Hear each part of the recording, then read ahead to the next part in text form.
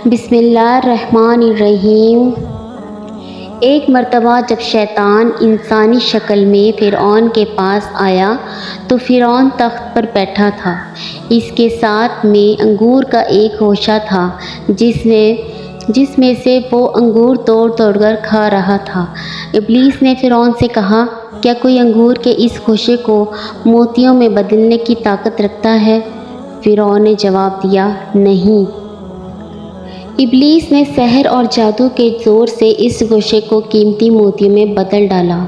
فرعون حیرت زدہ ہو کر کہنے لگا، آفرین ہے آپ کی مہارت اور استادی پر۔ شیطان نے اس کی گردن کی پشت پر چت لگا کر کہا، مجھے اتنی ماہری اور استادی کے باوجود اللہ نے اپنی بندگی کی مسند سے اتار پھینکا ہے، اور ایک تم ہو کہ اپنی جاہلیت اور حماقت کے باوجود خدائی کا دعویٰ کر بیٹھے ہو۔ استغفر اللہ۔